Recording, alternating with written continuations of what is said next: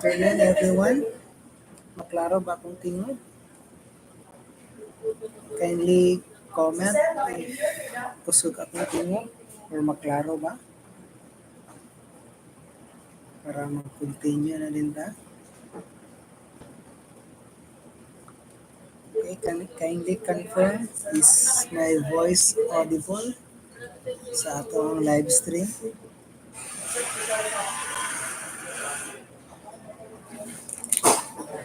Just need one confirmation.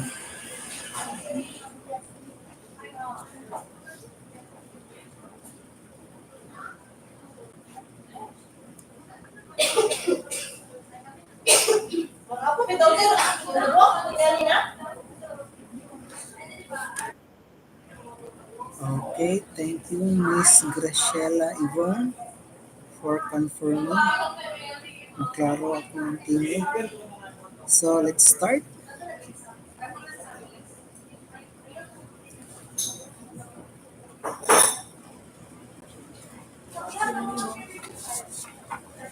By the way, na nasa ako ang inyong official list sa mga enroll sa ako ang subjects for BEd 1, 50 ka students. Wala yung nag-drop. Okay. Okay, let's start. Magkano nakasulod? Okay, so today we will be discussing chapter 3 and chapter 4. So, mamugbo rani sila nga topic mo nang giusa ra nako sila sa usa ka week. So chapter 3 is entitled Classification of Human Acts, while chapter 4 is entitled Components of Human Acts. So let's start with chapter 3 first. So again, we have the contents, learning outcomes, the quotation, and the explanation. And then we have the main topic, the classification of human acts. We have three. So morally good acts, morally evil acts, and morally indifferent acts. Then we have the activity number 3, katong true or false. Again, inyuhan na siyang tunan. Kaya basta mong gawas na po sa ato ang quiz. By the way, reminding everyone sa ato ang face-to-face class karong Wednesday, ang ato ang quiz is chapter 2. Again, 50 items.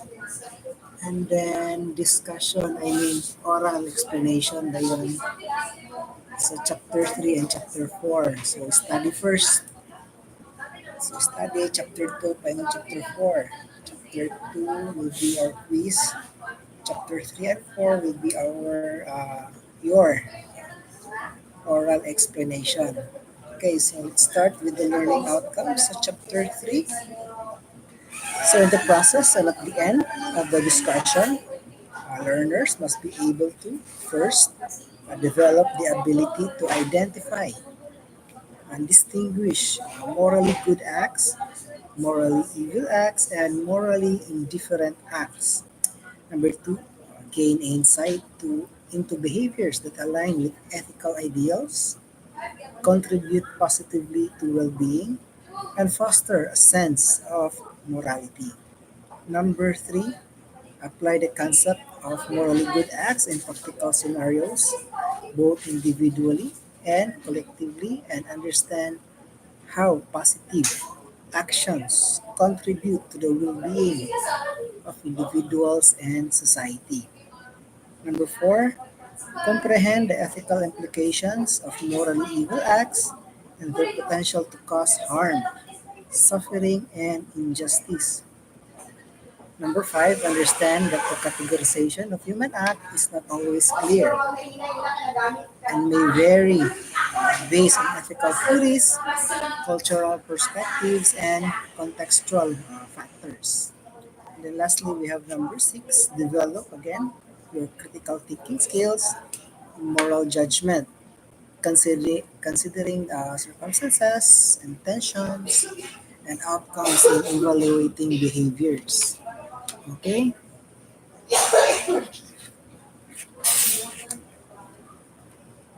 Okay, dili makasulod due to what? poor connection.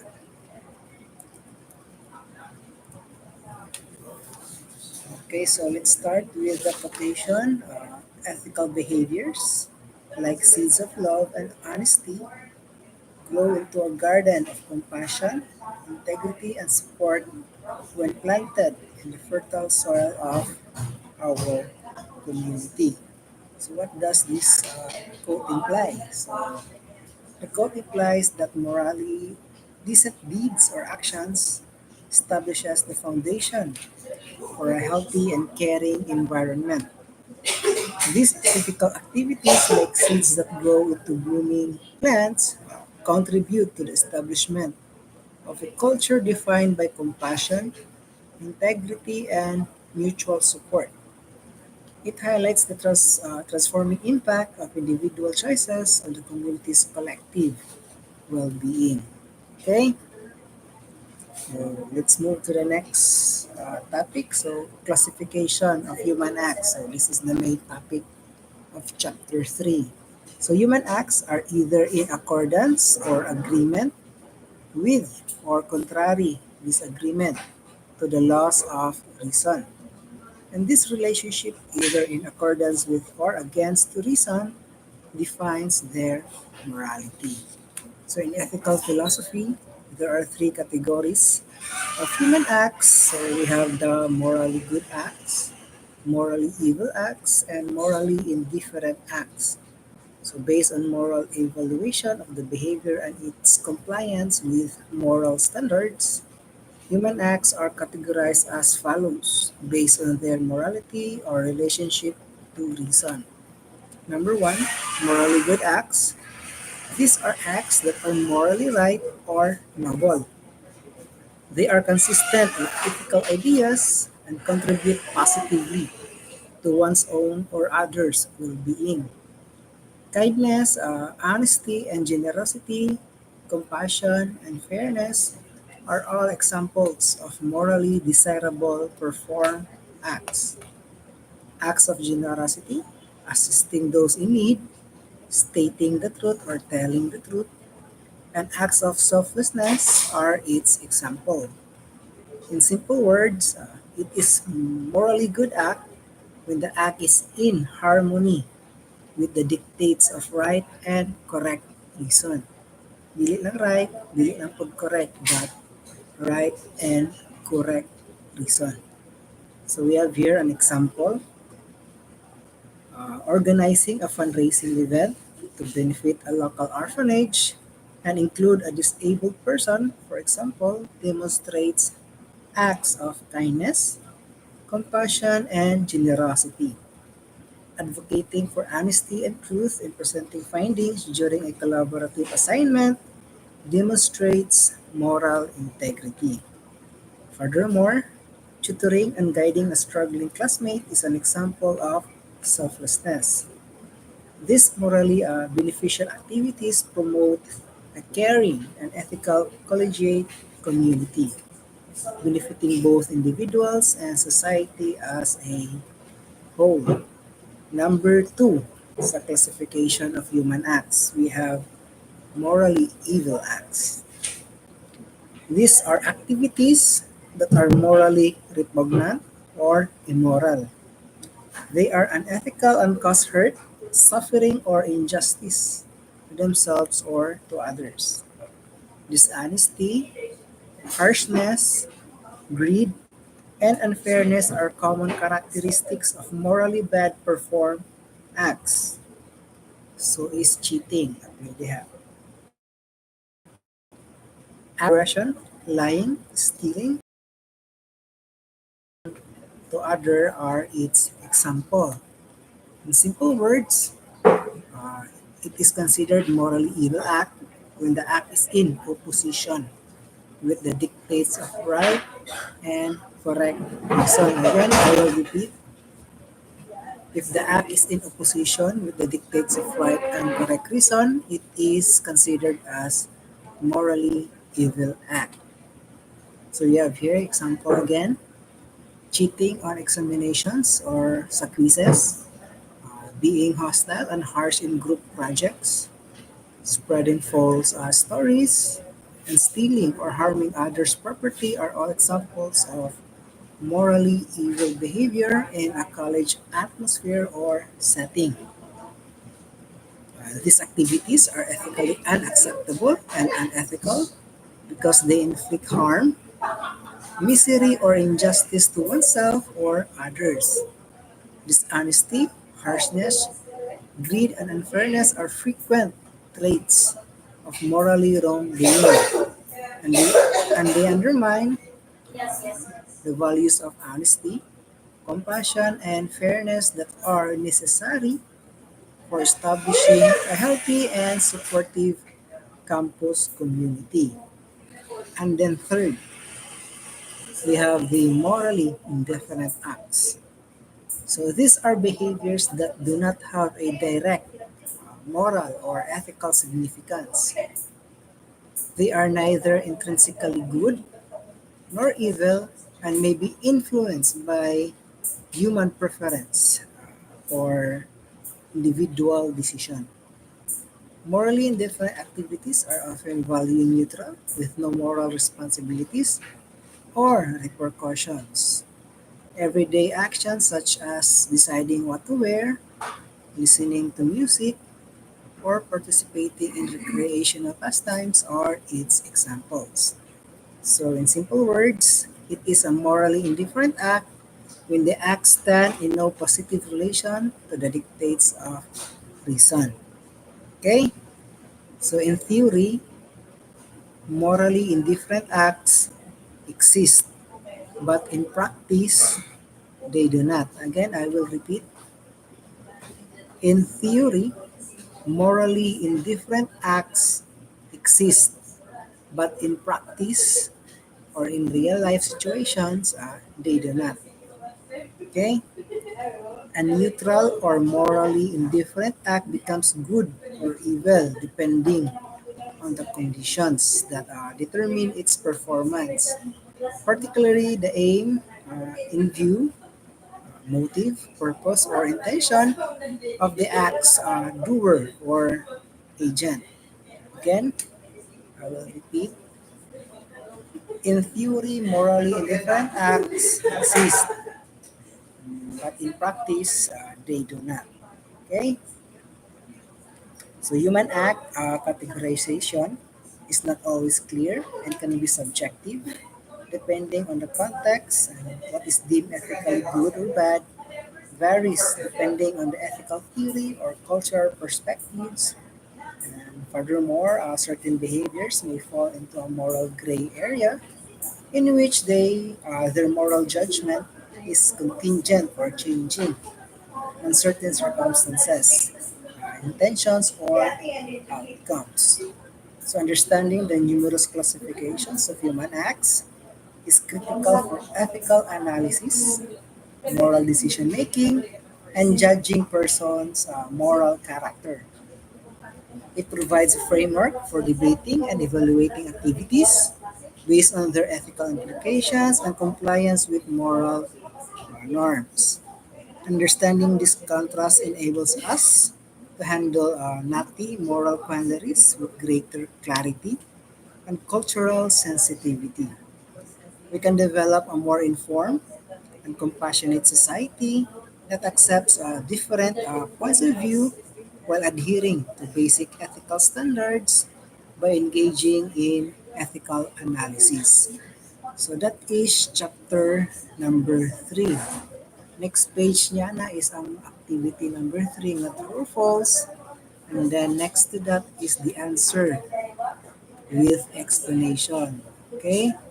We will include that in next week's quiz. Okay, again, sa ato ang quiz karong face-to-face sa Wednesday is ang chapter 2. And then mag-oral explanation din mo sa chapter 3 and chapter 4. So ato na ta sa chapter 4, components of human acts. Again, same contents here, learning outcomes, quotation and its explanation. And the main topic, components of human acts, we have knowledge, freedom, and voluntariness. Again, learning outcomes, we have 6. So in the process and at the end of the discussion, learners must be able to first develop the ability to assess and comprehend the significance of knowledge in decision-making processes. Number two, cultivate an understanding of the role of freedom as the foundation for personal liberty and self-determination. Number three, recognize the importance of voluntariness in fostering internal motivation and a sense of purpose in actions. Number four, apply the concepts of knowledge, freedom, and voluntariness to make informed and responsible decisions and in academic and real life situations. Number five, learning outcome. Acknowledge the interconnectedness of knowledge, freedom, and voluntariness in shaping individual agency and personal development. And lastly, appreciate the ethical applications of the components of human acts and their role in contributing to a just and respectful society.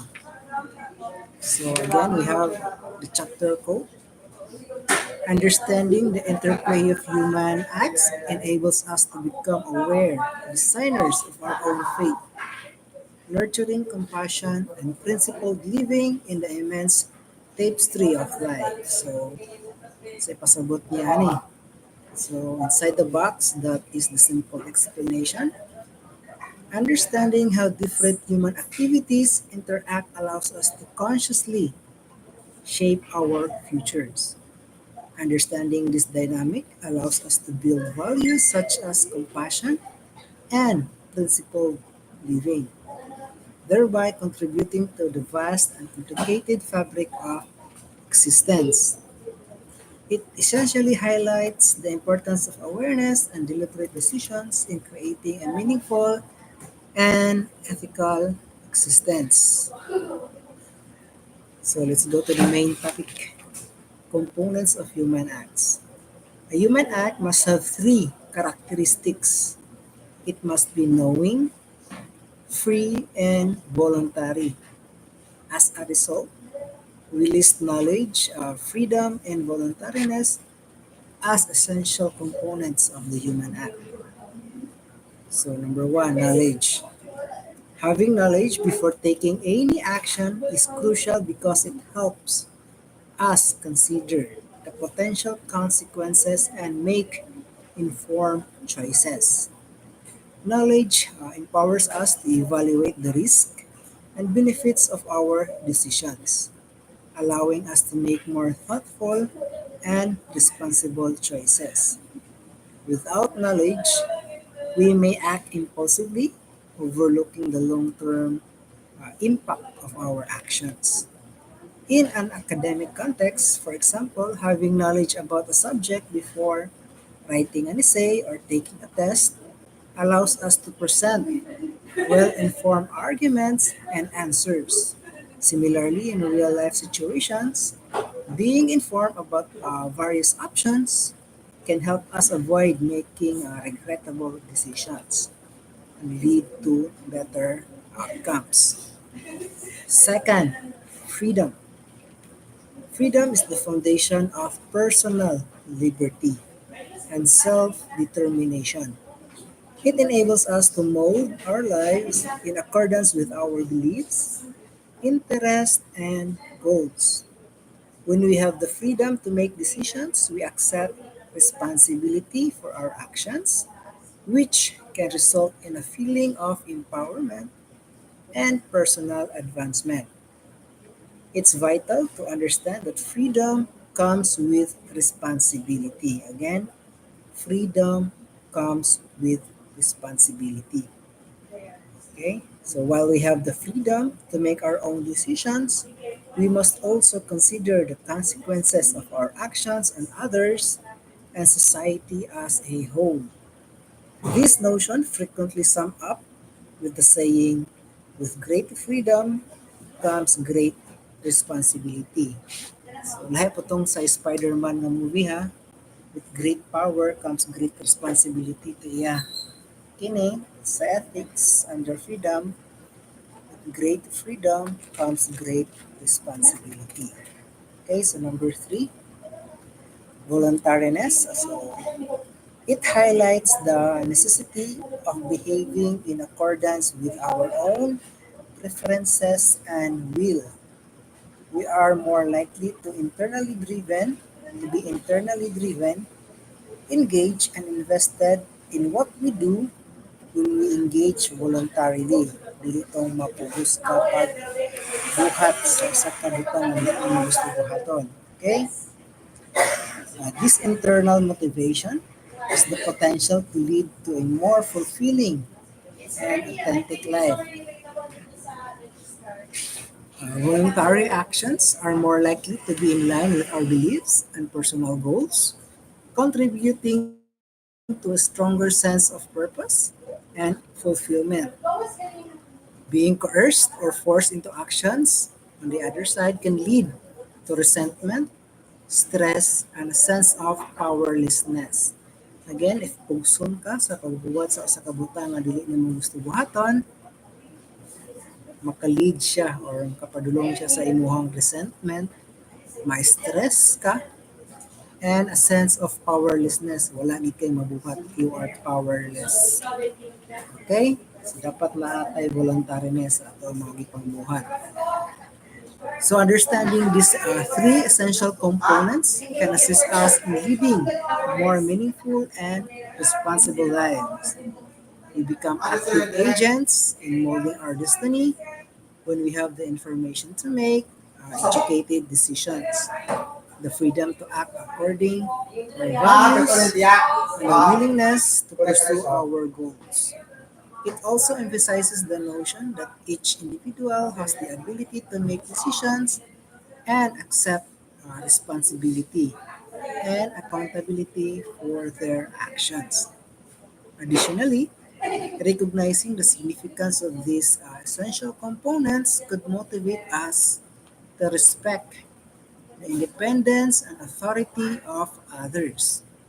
It prompts us to consider the factors that might be affecting their choices, as well as the necessity of fostering an environment in which people can act knowingly, freely, and voluntarily. By doing this, we encourage a more just and courteous society where people can prosper and positively impact the communities in which they live in.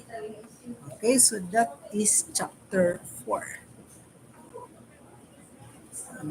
Yun na po na. Next page niya na is ang activity number 4, true or false. And then next page niya na is katong answer with explanation. Okay, so dili lang kay memorize niya kay naka-provide na ang answer. Sa ato ang quiz next week, kay karon nga week again, I will repeat karon nga week chapter 2 atong quiz. Kini siya next week pa nato i-quiz. So dili lang kay memorization ang sequence na unsay true, unsay false. Kaya tuwa siyang i-rearrange. Pero mo lagi pa ng answer. Rearrange lang nato ang numbering para makita nato kung kinsa gid ang nag-study. Dili lang kay nag-memorize. Okay? So that is it for our online class today. We will see this coming Wednesday for our chapter 2 quiz and an oral explanation sa chapter 3 and chapter 4. Okay, so thank you for participating sa atong online class today. God bless and I will see you next meeting Wednesday. Okay, you may log out. If katong wala pa nakasulat sa ilahang name, palihog mo ko sulat. Kaya naman ko official list sa kinsang ako mga students. Ano siya, from the registrar's office. Okay? So, God bless and goodbye. Thank you.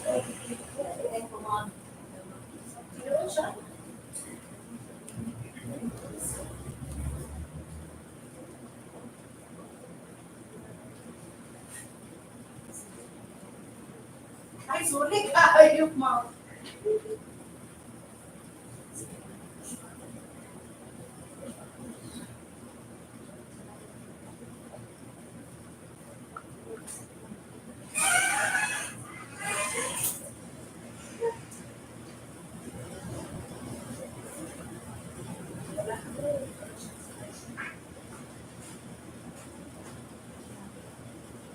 Ikaw,